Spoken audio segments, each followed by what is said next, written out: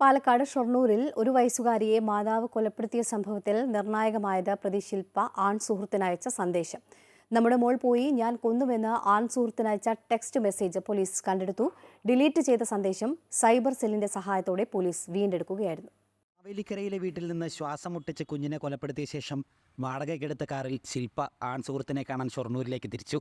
ഇതിനിടയിലാണ് കുഞ്ഞിനെ താൻ കൊലപ്പെടുത്തിയതായി വ്യക്തമാക്കുന്ന സന്ദേശം ആൺ സുഹൃത്തിന് അയച്ചത്. മോള് മരിച്ചു, ഞാൻ കൊന്നു എന്നിങ്ങനെയുള്ള സന്ദേശങ്ങളാണ് ശില്പ ആൺ സുഹൃത്തിന് അയച്ചത്. ഇയാൾ ജോലി ചെയ്യുന്ന സ്ഥാപനത്തിലെത്തിയ ശേഷം പോലീസിൻ്റെ നിർദ്ദേശപ്രകാരം കുഞ്ഞിനെയും ശില്പയെയും സുഹൃത്ത് ആശുപത്രിയിലെത്തിച്ചു. തുടർന്ന് നടത്തിയ പരിശോധനയിലാണ് കുഞ്ഞ് മണിക്കൂറുകൾക്ക് മുൻപേ മരിച്ചിരുന്നുവെന്ന് വ്യക്തമായത്. ആദ്യം ചോദ്യം ചെയ്ത് വിട്ടയച്ചെങ്കിലും പിന്നീട് ശില്പ തന്നെയാണ് കുഞ്ഞിനെ കൊലപ്പെടുത്തിയതെന്ന് പോലീസിന് വ്യക്തമായി. ചോദ്യം ചെയ്യലിൽ ജോലിക്ക് പോകാൻ കഴിയാത്തതിനാലാണ് കുഞ്ഞിനെ കൊലപ്പെടുത്തിയതെന്ന് 29-കാരിയായ ശില്പ മൊഴി നൽകിയിരുന്നു. ശില്പയെ മാവേലിക്കരയിലെ വീട്ടിലെത്തിച്ച് പോലീസ് തെളിവെടുപ്പ് നടത്തി. അമൃത ന്യൂസ്, പാലക്കാട്.